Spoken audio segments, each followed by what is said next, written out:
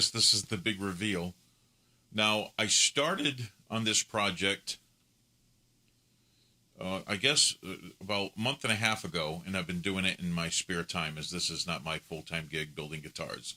I have built a few. I started like anyone else, doing repairs to guitars, and over the years, and I mean years, I've been doing guitar repairs and setups for 30 years. So what this is I've built a few before this. Like, I've done the kits like everyone else has done when they start down that road towards being a luthier, if you want to call it that. They start off with the kits, and then you build your own body, which I did, and bought a neck, put the neck on it.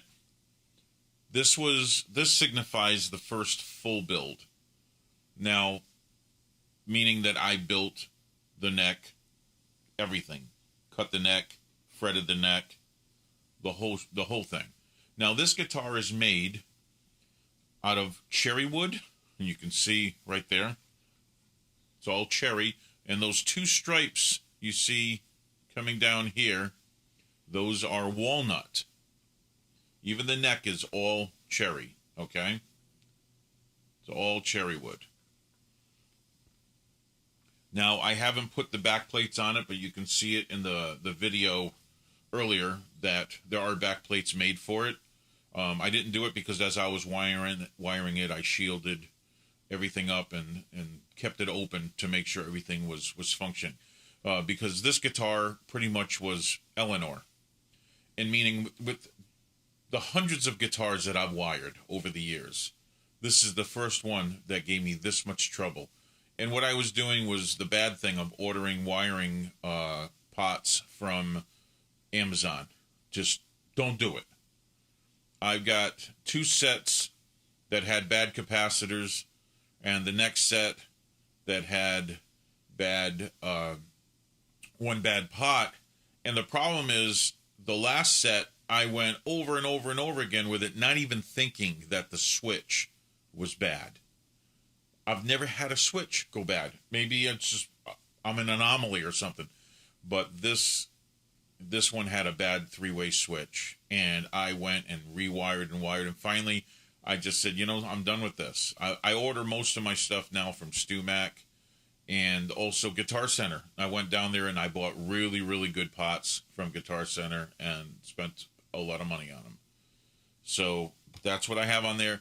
And, really surprisingly, with double coils, I didn't use 500K pots. I used 250, and I really like the sound. Now, some people may disagree with me. That's fine. Here's the deal. When I put this together, you have to understand, I'm not a guitarist. I like to play guitar. I like to strum guitar, and I got quite a few guitars sitting around here. I got a Gretsch. I got a double neck, a Jimmy Page replica, and I have the Telecaster I built. I have an acoustic. I got a Les Paul in the other room that my son uses. I love the sound of a good guitar. Primarily, I am a pianist. But over the years, I've just grown accustomed to loving the sound of a good guitar. Again, I strum around. That's about it. But I know the sound of a good guitar, and I know how to set one up, and I've been doing it for years. This, although I intonated this one by ear. It's not even, I haven't even hooked it up to electronics, and it's not that bad right now. So I find it kind of amazing. I'm not crazy about the strings that are on it. I have a set of Fender strings on it. Not that crazy about them. I might switch to the Slinkies that I normally like. These are 10 gauge strings. And right now I have everything set up for the bridge pickup position. You can hear it.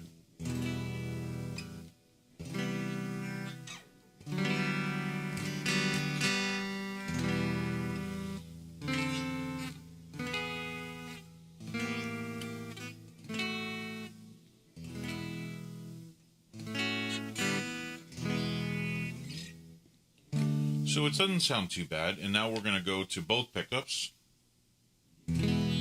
see it's a little fuller.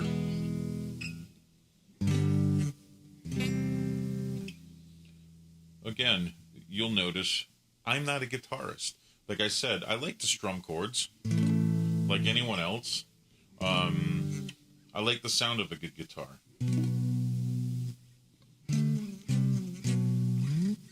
So, I mean, it doesn't sound too bad. And we'll go straight. Well, I notice when I go straight to the neck pickup, it gets real thick. You can hear that. And we can make it even thicker by taking out some of the high end.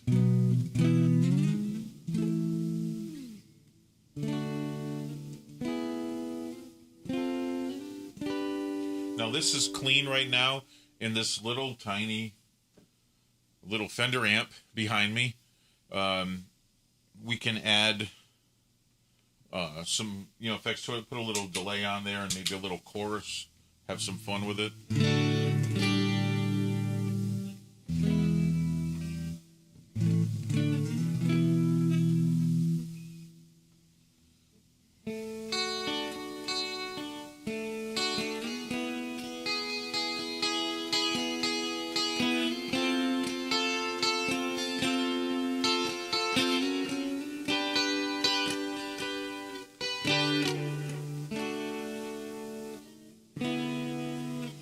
And what really comes alive for me with this guitar, of course, is when I'll add some distortion. So we'll take the chorus out of there. And you hear the distortions on. Take the delay off of it.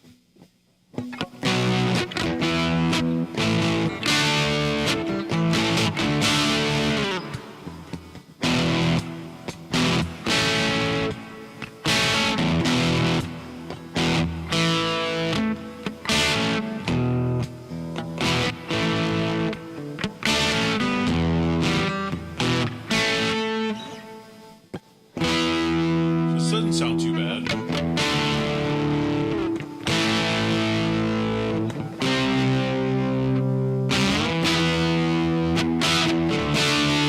Now we'll go to both pickups.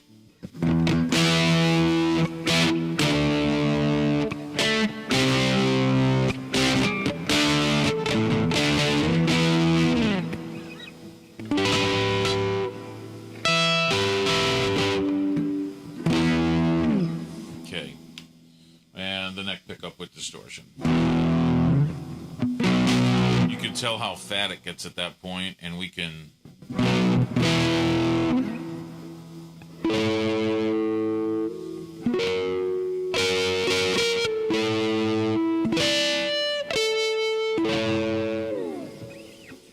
it's not a bad little guitar. Now this one, I am going to put this one up for sale. When I built my Telecaster, I just couldn't sell it, and let me show you what I'm talking about. When I built this Telecaster, I built my dream guitar, which was a partial acoustic, and you can see it's a little thicker, not too much. It's about 2 full inches thick, and this one is made out of alder and walnut. And of course, I guess I can do it this way. You can see I like to put where the jack goes into it. I love to put the Texas emblem on it. I just love it because this is Texas made. Okay, so that is my Telecaster, and I get sounds out of this guitar I can get out of no other guitar because of that cutout and partial hollow body. It's got one pickup on there, and I can play just about anything on it. Absolutely love that guitar, and I couldn't sell it when I was done with it. This one, on the other hand, of course, has the Texas emblem in it. Okay?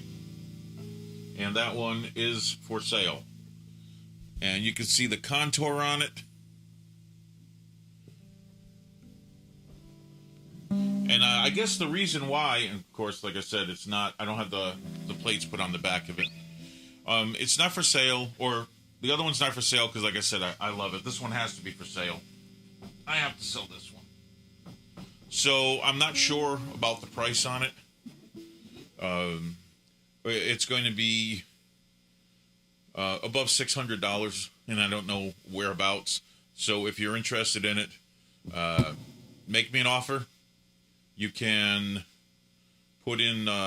You can just go to my email, which is right there, stevepinder@ymail.com. So you're interested in buying this guitar. I would imagine it's difficult to ship out of the country right now, and I am in Texas. So if you want it, it's going to be, I guess, about $150 to ship it. So you can just think about adding that to it, okay? Whatever your offer is. But here it is. And I really, really, really like I really like the sound of this. And I think it might have to do with this is the first build where I actually made the neck myself. And the one thing I do want to point out is, see that hand? That's a big hand. And the hard thing for me about Les Pauls and other guitars of the similar ilk are that the neck is tiny. That's why I like the Fender style necks. They're a little bigger. When I built this one, I made this for a person with a big hand. It's almost a full 1/8 of an inch wider than a normal guitar here. It's almost set up like a classical guitar would be. So I can get my big fat old fingers in there. And it's a lot thicker too. Okay, you're never going to have a problem with that thing bending. Although there is a truss rod in there that is about 1/8 of an inch thicker than a normal neck. And like I said, I did that for a reason. I did that because I got a big old club hand, and you try to get these fingers in between some of those strings on some of these crazier, chords, and that ain't easy. Okay.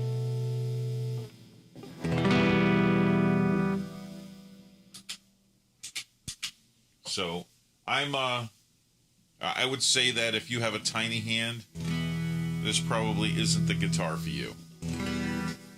I could be wrong, but like I said, I made this neck a lot thicker. It's for someone with a club hand. And if you're interested, again, email is stevepinder@ymail.com.